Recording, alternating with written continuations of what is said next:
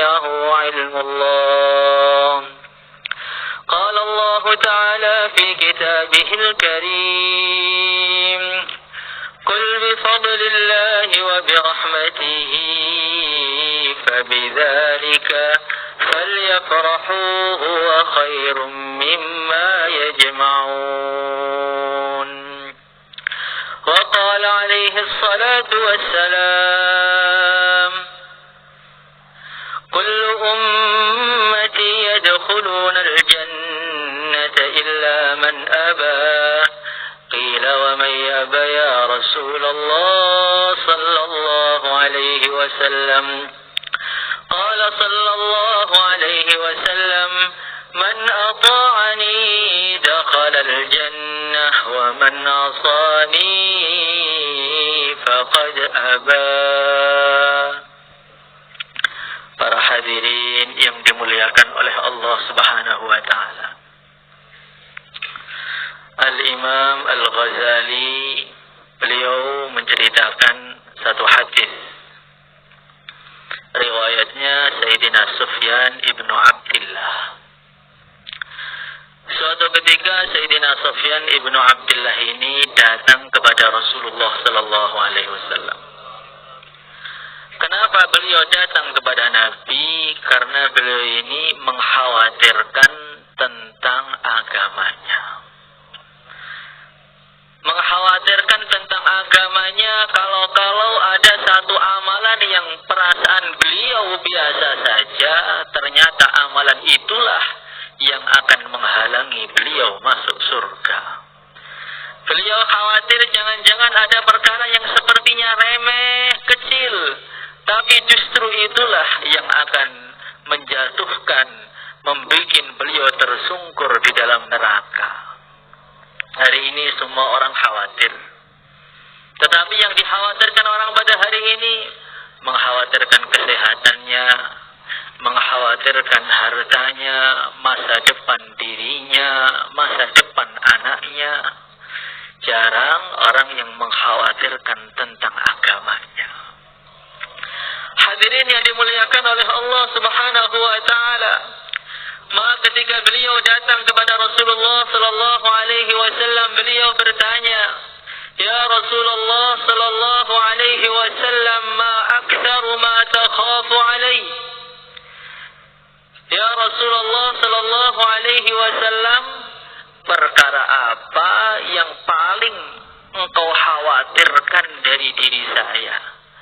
Perkara apa yang paling membahayakan dari diri saya? Amalan apa ya Rasulullah sallallahu alaihi wasallam? Fa'akhadha Rasulullah sallallahu alaihi wasallam bilisanihi thumma qala hadza. Maka Nabi Muhammad tidak menjawab. Beliau memegang lidah beliau mengatakan, inilah yang saling saya khawatirkan untuk kamu. Beliau bukan mengkhawatirkan yang lain, sholatnya, ibadahnya, dakwahnya, tidak. Yang dikhawatirkan lidahnya. Satu anggota tubuh yang sangat kecil, tidak bertulang, tidak ada tenaganya, lemes. Tetapi bahayanya begitu besar sekali. Maka Rasulullah sallallahu alaihi wasallam beliau bersabda, "Innal 'abda la yatakallamu bi kalimatin ma yatabayyanu ma fiha yahwi biha fi nari 'ab'ada ma bainal masyriqi wal maghrib." Orang terkadang dia berbicara satu kalimah. Ma yatabayyanu ma fiha, dia tidak merenungi tentang kalimah tadi. Ngomong biasa,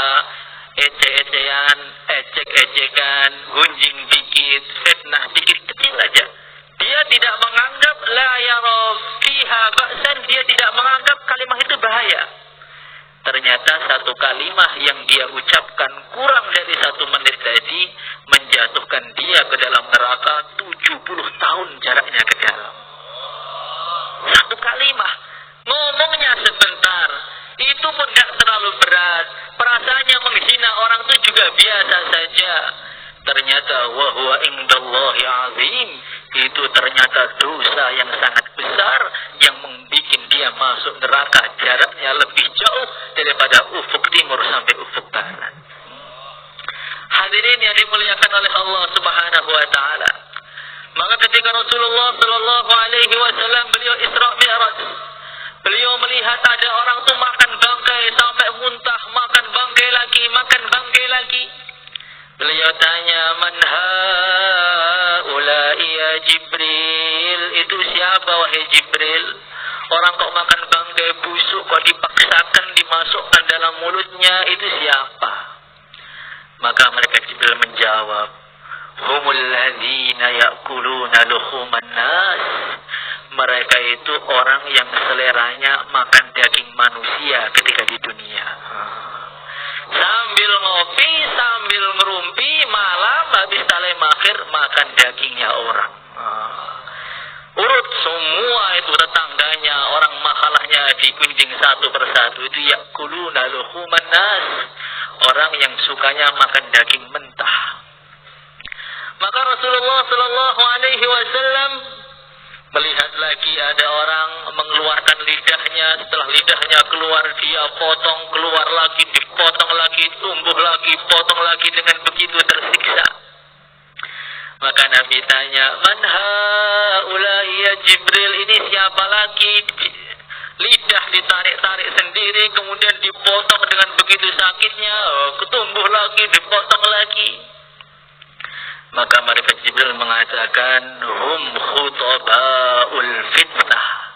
Mereka itu para pembicara, mubayin. Yang dengan bayannya orang bukan semakin dekat dengan agama, tapi semakin jauh dari agama. Orang datang ke dalam bayan dia dalam keadaan iman, karena ada doktrin yang salah yang menjelaskan tentang Allah dengan sifat-sifat yang tidak pantas untuk Allah. Dia menjelaskan tentang Nabi berbuat dosa begini begitu karena Nabi Musa takut dengan makhluk dan lain sebagainya. Akhirnya bagaimana? Orang yang datang dalam keadaan iman bisa dikhawatirkan pergi dari bayan, imannya sudah lepas. Itu namanya khutaba'ul fitnah. Kadang-kadang terlalu jos. Nabi Musa itu imannya naik setelah dakwah. Sebelum dakwah itu imannya masih lemah. Ini namanya khutaba'ul fitnah. Hadirin yang dimuliakan oleh Allah Subhanahu wa taala. Dan menjaga lidah yang kecil ini sangat tidak mudah. Sayyidina Yunus ibn Ubaidillah beliau mengatakan, "Inni wajadtu nafsi tahtamilu mu'nata siyami fil harri syadid bil basrati wa la tahtamilu tarka kalimatin la ya'niha." Saya ini, tubuh saya, kata beliau ini orang ahli mujahadah. Saya ajak puasa di tengah terik matahari yang begitu menyengat, begitu panas, tubuh saya kuat. Saya ajak itu malam tahajud mulai isya sampai subuh, tubuh saya kuat. Saya ajak zikir la ilaha illallah pagi sampai sore, kuat. Tapi tubuh saya ini saya ajak untuk menahan dirinya dari berkata yang tidak bermanfaat, tak kuat. Maknanya bagaimana kata para ulama? Ada orang-orang itu ahli korban. Dia kalau naik khurut 4 bulan itu bisa kuat. Jalan kaki, naik gunung, turun gunung, kena hujan, kena sengatan matahari, kuat. Tidur pinggir jalan tanpa alas, kuat.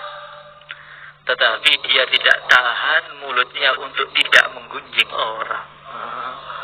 Berat ini. Lebih berat daripada jihad fisabilillah. Lebih berat daripada tarawih itu yang 30 juz yang mulai isya selesainya subuh.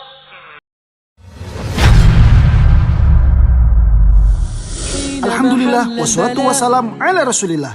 Bahana Cendekia telah membuka program SD, SMP, SMA Islam Terpadu. Untuk program SMP dan SMA, Bahana Cendekia telah membuka pendaftaran bagi siswa dengan pilihan full day dan boarding school, dan siswi untuk pilihan full day school.